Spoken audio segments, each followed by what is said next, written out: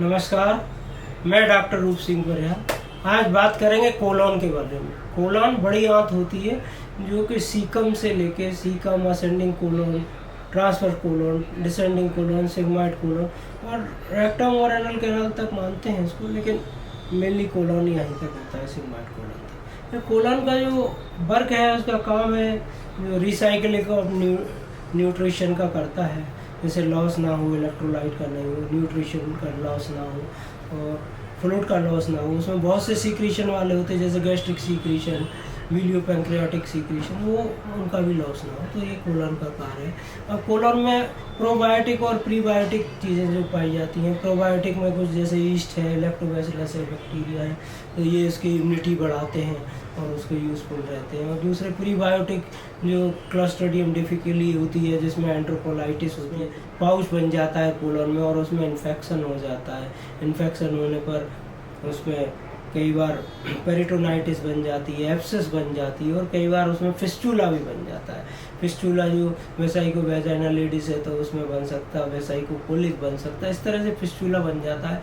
तो उनमें सीटी के द्वारा इन्वेस्टिगेट करते हैं और उसको सिम्टोमेटिक ट्रीटमेंट देते हैं, ज़्यादातर उसमें ठीक हो जाते हैं। यदि नहीं होते हैं तो फिर उसमें सर्जिकल ट्रीटमेंट उसका लेना पड़ता है। डाइवर्टिकुलाइटिस, इसमें एब्डोमिनल पेन बहुत रहता है, ब्लीडिंग भी होती है उसमें, पर रेक्टल ब्लीडिंग भी मिलती है। तो ये डाइवर्टिकुलाइटिस और डाइवर्टिकुलोसिस के बारे में बताया। और इसमें कई बार कोलन में वॉल्वुलस बन जाता है, लॉन्ग कोलन होता है, उसमें मीजेंट्री होती है तो वो ट्विस्ट कर जाता है और उसमें खून की चाल रुक जाती है, तो उसमें एकदम एब्डोमिनल डिस्टेंशन होता है। ओल्ड एज में मिलता है ये ज़्यादातर, और जो रगेज वगैरह और एकदम पेट पूरा फूल जाता है।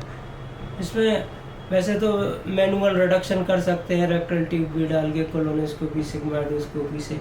यदि कोलन में गैंग्रीन नहीं हुई, परफोरेशन नहीं हुआ, तो इससे रिलीफ मिल जाता है मैनुअल रिडक्शन से। लेकिन यदि गैंग्रीन या नेक्रोसिस तो फिर उसमें ऑपरेशन ही करना पड़ता है, रिसेक्शन एनास्टोमोसिस होती है उसमें, और ज़रूरत हो तो फिर उसमें कवर कोलोस्टोमी भी देना पड़ती है। तो ये इसके बारे में बताया। इसी में सूडो कोलन भी मिलता है, सूडो ऑब्स्ट्रक्शन मिलता है। सूडो ऑब्स्ट्रक्शन जो उसमें डायलेटेड एकदम कोलन मिलता है और उसमें कुछ डिसीज़ में फिजिकल काजेज नहीं है, लेकिन ऑब्स्ट्रक्शन रहता है और रिलीव नहीं होता है, तो उसके लिए भी सिम्टोमेटिक ट्रीटमेंट देते हैं। उसकी दवाई भी है कुछ नियोस्टोमिन, लेकिन उनसे देने से कई बार उसमें बहुत ज़्यादा ब्रेडिकार्डिया होता है तो एट्रोपिन तैयार रखना पड़ती है। तो इस तरह से ये सूडो ऑब्स्ट्रक्शन के बारे में आपको बताया गया। तो ये कुछ लोगों में स्टीमिक कोलाइटिस होती है। स्टीमिक कोलाइटिस में पेन उसमें लगातार पेट में रहता है और ब्लीडिंग पर रेक्टल जाती है। ये उन लोगों में अधिक होता है जैसे हाइपरटेंशन है, मायोकार्डियल इन्फेक्शन हो गया या स्ट्रोक हो गया। उन लोगों में ये वहाँ कोलन की जो खून की चाल है, सप्लाई है, राइट कोलन और लेफ्ट कोलन दोनों की ब्लड सप्लाई रुक जाती है, तो उसमें बहुत असहनीय दर्द होता है, कोई भी एनाल्जेसिक से आराम नहीं मिलता।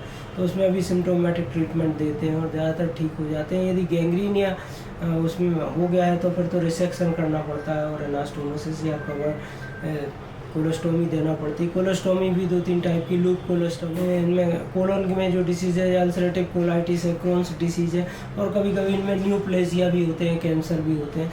इनका डिटेल में और फिर इसको विस्तृत विवरण बताएंगे आपको। धन्यवाद। आज की जो आपको जानकारी है, आशा है उपयोगी होगी। लाइक करें, सब्सक्राइब करें। थैंक यू, धन्यवाद।